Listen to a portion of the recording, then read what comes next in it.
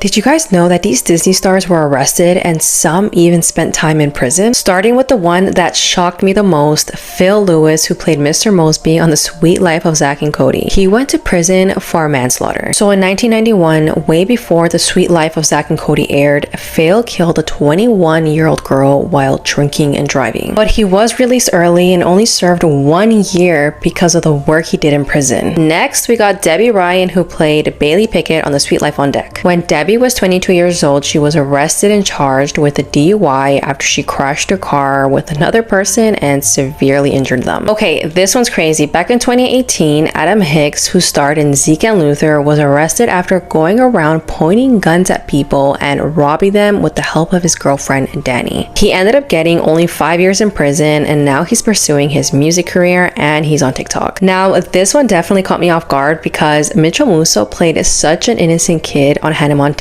but he was arrested for public intoxication on August 26th of this year when he apparently stole a bag of chips from a store, but he denies this ever happened. Mitchell was also arrested back in 2011 when he was 20 years old for a DUI. Let me know which one surprised you the most because mine was Mr. Mosby. Do you think ghosts can help solve cold cases?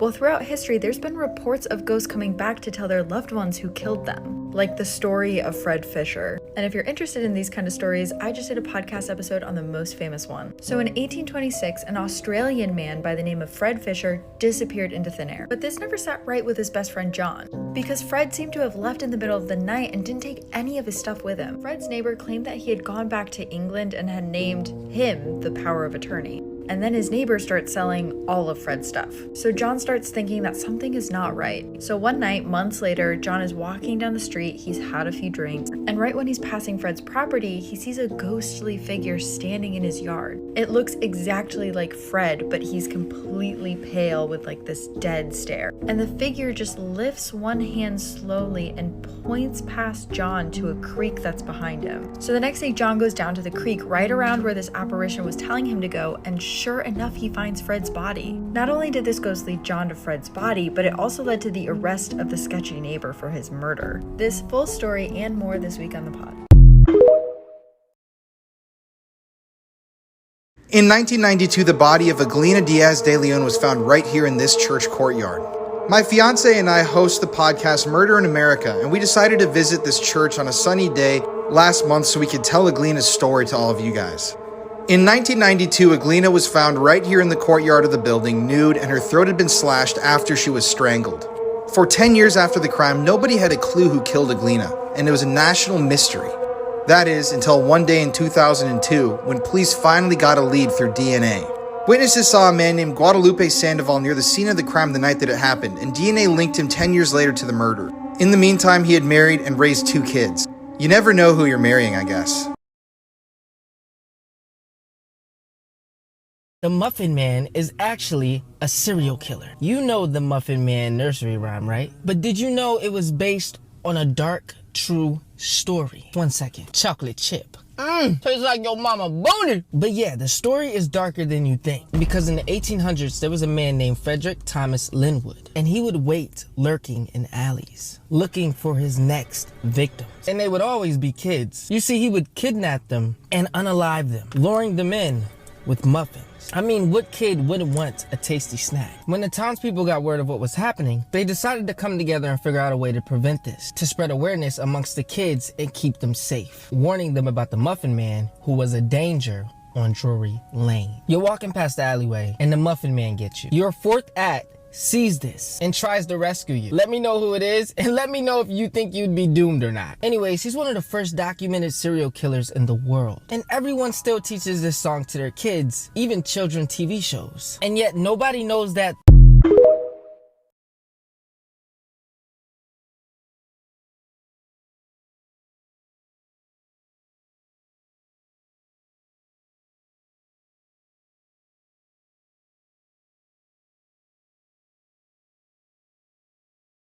Nobody has been able to explain this creepy viral video. For the past 11 years, a man who runs a TikTok account by the name of Dude My House is Haunted has been pretty confident that there has been some paranormal activity within his home. He claims that ever since his wife passed away, there have been some strange and unusual things going on. So eventually, he decided to leave cameras out and record what was happening and post it onto TikTok, which is the footage that you are about to see. In this video, you can see a chair seemingly moving on its own. It moves somewhat slowly until it suddenly is violently pulled into the corner by the kitchen. A mysterious, shadowy figure can be seen moving behind the chair, and then suddenly out of nowhere, the chair is thrown into the kitchen. Now, of course, we're not really sure what happened in this video, but I'm having a hard time coming up with an explanation for this one. Insanely dark facts and things that have happened at Disney World. When Disney had first opened way back in the 70s, Walt Disney had originally hired spies. He would station them around the park so they could eavesdrop on the guests and get a feel for how they actually liked the experience. It's pretty much common knowledge that Disney does have an underground tunnel system, but did you know that that system runs a full 9 acres under the park, and people have actually gotten lost down there? Roughly 10 or so years ago, there was an incident that was reported near Space Mountain when a guest tried to sneak on a duffel bag. When employees found out and they asked to search it, they found inside a 6-month-old baby. Why this parent was trying to sneak a baby onto a roller coaster, we do not know. In a lesser-known incident that Disney actually covered up pretty well, in 2004, a 38-year-old cast member who was playing Pluto was run over by the Beauty and the Beast float during the opening parade. Although clearly deceased at the scene, Disney refused to declare the death until the body was brought outside of the park. Blood-curdling facts that you wish you never knew, Part 18.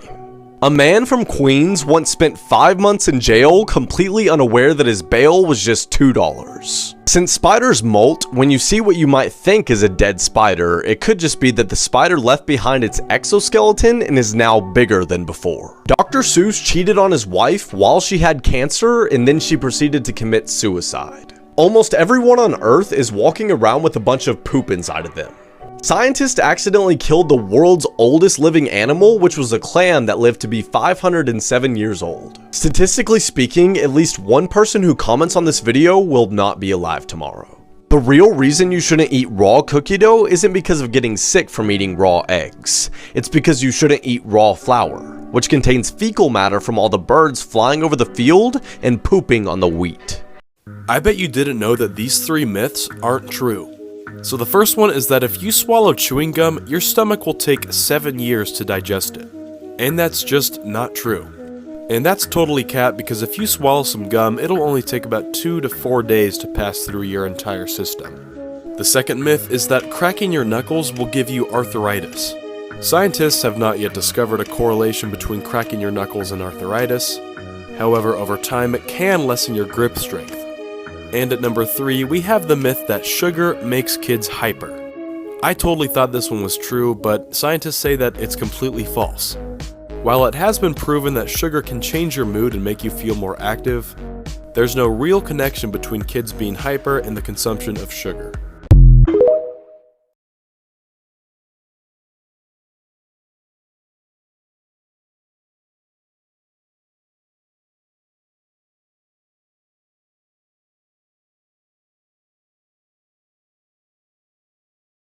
AC is not working. Look at everyone.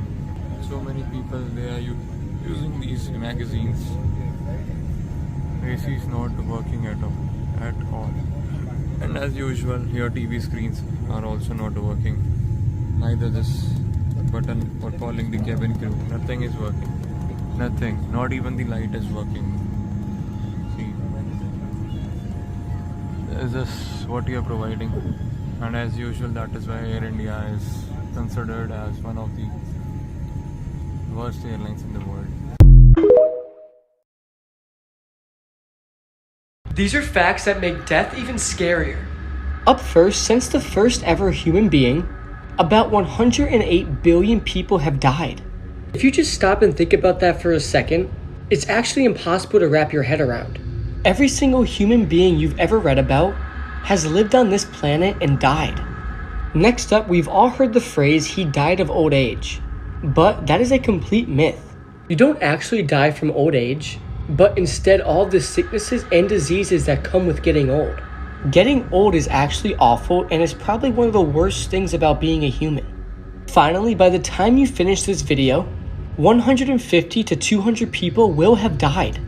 People die every second of the day, which should make you stop and appreciate your life right now, because it could be gone within seconds. Can you imagine living with someone that you know is trying to end your life? This hidden camera captures a moment this woman puts bleach inside her husband's coffee maker multiple times a day. This is Robbie Johnson, and he began setting up cameras all around his house when he started to notice that his coffee was tasting a little off. He wasn't really expecting to catch anything, but when he looked back at the footage, he was shocked. His wife Melody is seen pouring a substance inside his coffee maker every single day before he brewed the coffee. Robbie got testing strips, and each time it tested positive for chlorine. At this time, Robbie and Melody were in the process of a divorce, but they were still living together. Robbie pretended to drink his coffee every morning and continued to gather evidence so that he can go to police. But when he showed police all this footage, they said that they couldn't see exactly what Melody was pouring into the coffee maker, so he couldn't prove it. So Robbie had to set up even more cameras around the house with different angles so that it can prove that Melody was in fact poisoning him. Melody was charged with attempted murder, and I bet this guy will never let anyone else make him a coffee again. Today I'm going to be asking my haunted doll about S-walkers. I won't say their name because people don't like saying their name. So if you don't know what an S-walker is, basically it's this creature that's been seen throughout history. A lot of Native American culture believes in these walkers and believe that they are demonic entities that kind of pose themselves as animals or different types of species. So I'm going to ask my haunted doll what she thinks of them, if she believes in them. The link to the Spirit Box app I use is in my bio. Lola, do you believe in S-walkers? Yes, she does. Have you ever come across one before?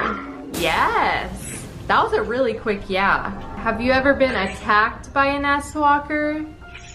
No, that's good. They're dangerous. Are they dangerous to be around? Yes. I feel her getting very anxious about it. I think that's confirmation that she's anxious. Lola, do you think any of our followers have ever had an experience with S-walkers? Yeah, she thinks that maybe some of you have. Will you keep our followers safe from these creatures? Yes, she will. She'll always keep you guys safe. She'll do the best she can. What's a missing persons case that still keeps you up at night? I always think about the disappearance of Nicholas Downey and how he completely disappeared after his rental car was found abandoned. So this is 37-year-old Nicholas Downey, and he was last seen on February 27th, 2023 in Bristol, Florida. At the time, he was working in Bradenton, but he'd taken a week off to go and visit his wife Holly, who was staying at a rehabilitation center in Mississippi. For the trip, Nicholas rented a Tesla through the Turo app. He was on his way back home when on February 26th, he pulled off of Interstate 10 to recharge the Tesla behind a McDonald's in Marianna, Florida. Security footage shows that someone exited the vehicle to charge it, but the footage was too blurry to know if it was actually Nicholas getting out of the car. The person then gets back into the car before pulling on a State Road 71 heading south instead of getting back on the interstate. While this was happening, the car's owner was watching its progress on the Turo app and saw the direction it was heading. This worried the owner because the car wasn't heading back to Tampa as planned, and he already had the car scheduled to be rented out by another customer the following day. So he sent Nicholas a text message to make sure that he was okay, which would have showed up on the car's dashboard, but he never got a response back. Nicholas was scheduled to go back to work the morning of February 27th, but he never showed up. Instead, that morning, the Tesla he was renting was found abandoned in Liberty County, parked between Turkey Creek and Prison Road. This area is, I guess, known as the Stoke site. But Nicholas was nowhere to be found. The car only had a little bit of charge left and the windshield was damaged. Authorities found that the car at some point had driven under a cable, and this was confirmed when they found the cable in question about 1.5 miles away with the car's white paint on it. The police contacted the vehicle's owner, who was then able to remotely unlock it. And inside the car, police found 2 phones, one belonging to Nicholas and one belonging to his wife, who wasn't allowed to have a personal phone at the rehab center. Also inside the car was a change of clothes, a McDonald's receipt, a drone that Nicholas used for for work and an unknown substance. Authorities searched the area surrounding the car by land and air, and they even brought in tracking dogs, but no trace of Nicholas has ever been found. According to a sheriff that was on the scene, he said that there were hardly any footprints surrounding the car, and that something isn't adding up. His family didn't even know about his disappearance until a few days later on March 3rd when his wife was allowed to call him, but a deputy answered instead. The car rental was without contact and done through the Turo app, so the owner of the car never actually met Nicholas. And according to Nicholas's mom, she last spoke to him around 8:30 the night he went missing, but nothing seemed out of the ordinary. She mentioned that Nicholas did struggle with alcohol and drugs in the past, but he's never just not reached out. They talk almost every day, so it's not like him to just disappear. It's now been a year and Nicholas is still missing. If you have any information about his disappearance at all, please contact the number on the screen.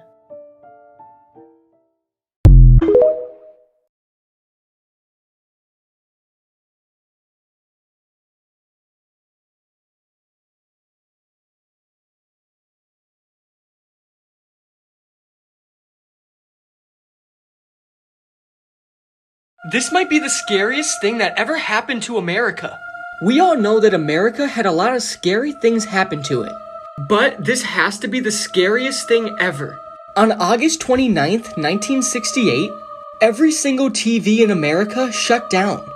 But a demonic whispering was coming from every TV in America. Many people believed that it was the devil trying to get across some message. But nobody really understood it. This lasted for about 25 seconds, then all the TVs came back on. To this day, nobody knows what caused it or why it happened, but everybody believes it was the works of the devil. December 29, 1986, a California Highway Patrol officer named Craig Pyre drove his cruiser down Interstate 15 in San Diego, California. With him was an NBC News reporter filming a segment about highway travel safety that was set to air later that night. At around 4 a.m. the previous morning, a 20-year-old college student named Kara Knott had been found strangled to death in a creek right near the Mercy Road exit. So as Officer Pyre passed by the Mercy Road exit and continued down Interstate 15, as they filmed, he began talking about the basics of highway travel safety. Anything could happen. Being a female, you could be raped, robbed if you're a male, all the way to where you could be killed.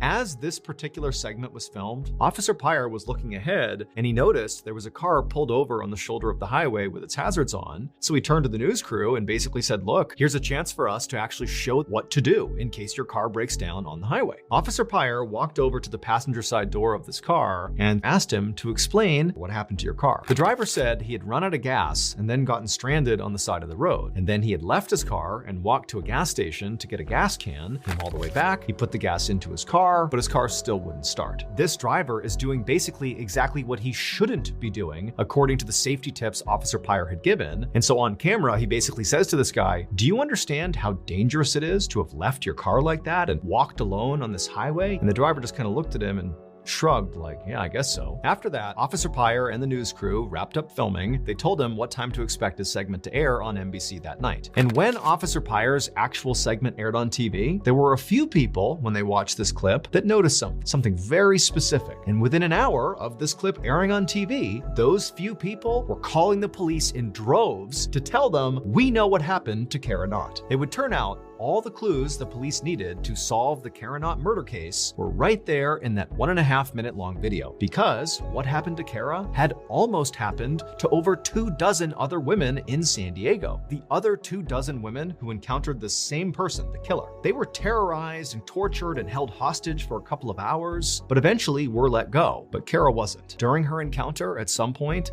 the killer clubbed her over the head and then strangled her to death with a rope. Now, the killer at first had gotten away with this until they were featured on that 1.5-minute long video. And some of those women who had survived their attack, they're watching the segment and suddenly their attacker is on TV. And so put that all together and they thought, boom, that's the person who killed Kara Knott. And sure enough, the police would follow up on these tips and they would confirm that the man in the video was Kara's killer. And Kara's killer was none other than Officer Craig Pyre. Officer Pyre was found guilty of murder and sentenced to 25 years to life in prison.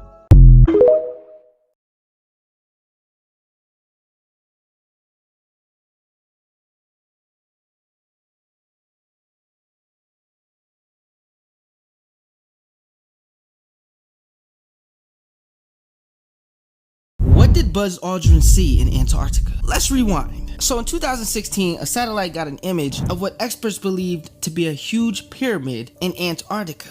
Now, if this was in fact a pyramid, it would be the largest pyramid ever found on Earth. Bigger than the Great Pyramid of Giza, which was about 230 meters wide. This pyramid in Antarctica would be 2,000 meters wide. Now, apparently in 2016, Buzz Aldrin and a crew got together and went to Antarctica to explore and check out this colossal pyramid. They wanted to see it for themselves. But this is where it gets crazy. While on the expedition, Buzz Aldrin suffered a heart attack. He was hospitalized for days. But when he fully recovered and left the hospital, he tweeted something strange, but then quickly deleted it. It said, "We are all in danger. It is evil itself." Now, what the hell he talking about? Cause I don't want to find out. Someone close to Buzz said they had a talk with him and he said this. Buzz did say one thing. He just said, we thought out things we shouldn't. And I went, what do you mean by that? Come on, man. What did they find? Was it aliens, a Nephilim giant, other humans? If it is a pyramid, who built it and what was living in it?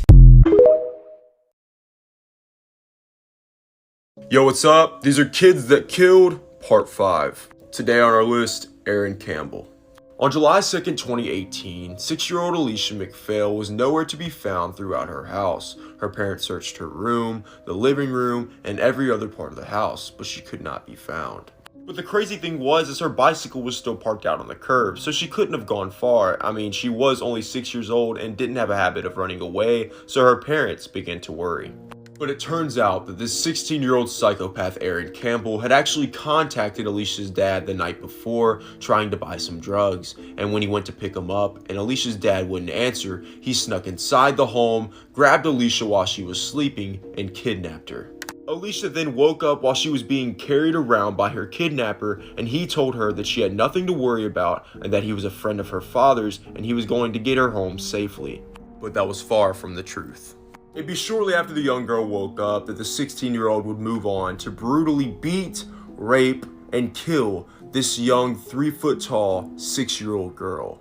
It wouldn't be until the morning after this incident where the parents and neighbors would have a search party going out to look for the young girl, and they would find her dumped in a woodland area about 15 minutes away from their home with over 117 different injuries on her body. It was said that they found trace evidence of semen on this girl's body, and it was even claimed by forensics that she was beaten long after she had already died.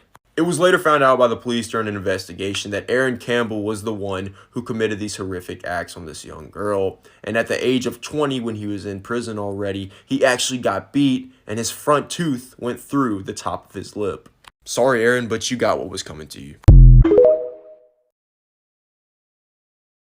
This family was last seen in 2022, but have never been seen since.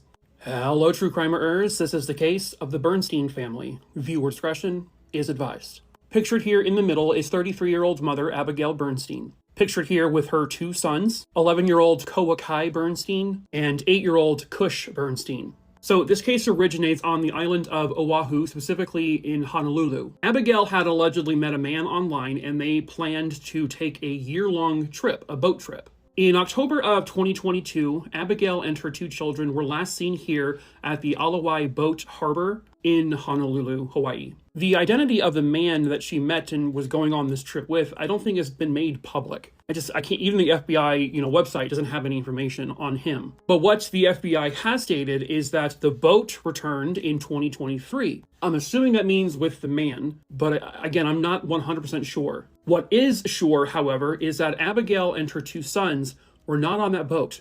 This entire family has not been seen since they left that boat dock in 2022. Once they were reported missing, the FBI becomes involved, and the FBI would find out that Abigail and her 2 kids were living a very nomadic lifestyle. They completely cut off, or Abigail did, cut off all communications with her family. So it was literally just her and the 2 kids. Her 2 sons were not enrolled in school at the time of their disappearance. Neither of the 2 kids, or Abigail especially, had a cell phone. They cut off their cell phone before they left. And again, I have to assume that this man they went with was questioned and talked to.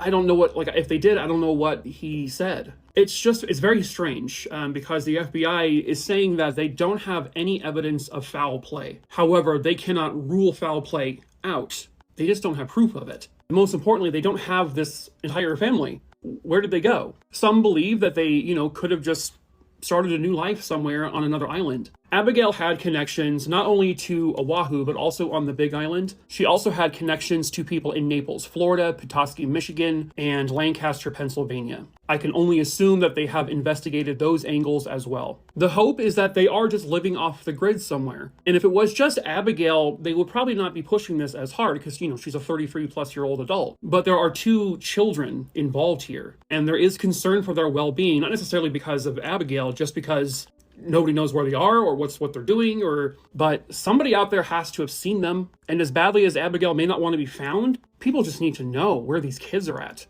Someone somewhere out there knows the truth, and perhaps that someone is you. If you have any information on the whereabouts of Abigail Bernstein or her 2 sons, please contact the Honolulu, Hawaii FBI office at 808-673-2719. She ate a poisonous cake that was left at her doorstep. 17-year-old Ana Neves was from Brazil, and she was described as a quiet girl who had a few close friends. Secretly, one of Anna's best friends was actually jealous of her, and she was planning something sinister. On May 30th of 2025, a guy delivered a package with a cake inside to Anna's home. Anna wasn't home at the time, so her sister took in the package. Anna arrived home later that evening around 6 p.m. and her sister was so excited to show her this cake because it had a note that said, "A treat for the most beautiful girl I've ever seen." Anna was flattered because she believed this was from a secret admirer, and as she was eating this cake, she had no idea that that was a big mistake.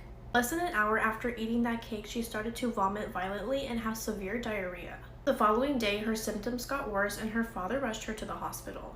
Medical staff told her that she had food poisoning, so she was given medicine and hooked up to an IV drip, and slowly she started to get better. Soon she was discharged and sent home because it seemed like she was back to normal. But later that day, once she was home, she fell on her bathroom floor and suffered a cardiac arrest. Once emergency services arrived to her home, she had passed away. Anna's family was trying to figure out how this could have even happened to her, and that's when Anna's sister remembered that there was a strange guy who had dropped off this delivery. Her family contacted the police, and they were able to determine that this cake was bought at a local pastry shop named Menina Trufa.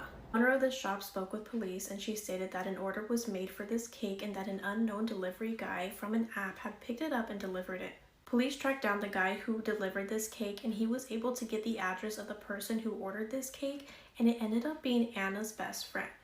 That friend was brought in for questioning, and at first she denied everything and stated that she had nothing to do with her friend's death, but after hours of questioning with the police, she admitted to everything and stated that she had laced the cake with arsenic that she had bought online for $11.50. She stated that she only meant to scare Anna and didn't mean to harm her at all. She ended up stating that she did this to someone else by sending them a poisonous cake as well because 2 of her boyfriends left her for this girl. This other victim became extremely ill, but fortunately she survived. This friend was sent to a young offenders institution, and her identity is currently being hidden, and there is no updates on any kind of sentencing.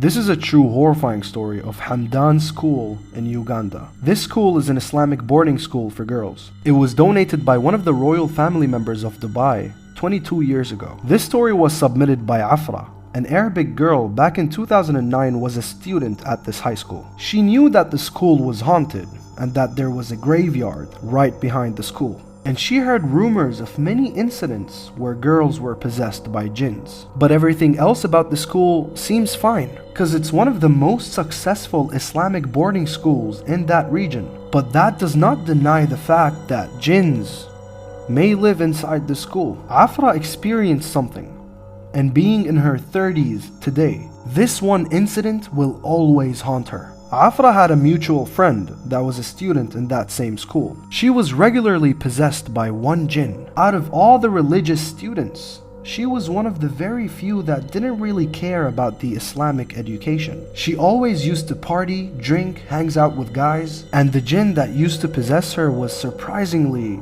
a Muslim. He was just furious that she used to disobey her family and her religion. They brought her to one of the halls in the school and they started a ruqya session. Afra was there witnessing the whole thing. After many attempts of trying to make this jinn speak, he finally responded. I am possessing this girl because she disobeys.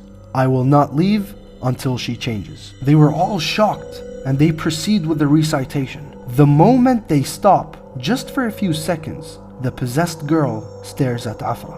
Who is this girl? Why is she very quiet? She is very pretty, very nice, but I cannot go near her. Afra froze in her place. She felt numb all around and she was not able to move a single muscle. The Imam was intrigued, so he asks the jinn, why can't you go near her? What is stopping you? It was a back and forth questioning. The jinn kept saying, I can't. Why can't you? Until it responded. There is someone in front of her with light. What does that mean? They ask. There is someone in front of her with light. I can't go near her. They couldn't interpret what this was exactly. It could have been the veil of light from the adhkar. But regardless, Afra will never forget the demon's eyes staring deep into her soul, wanting to possess her.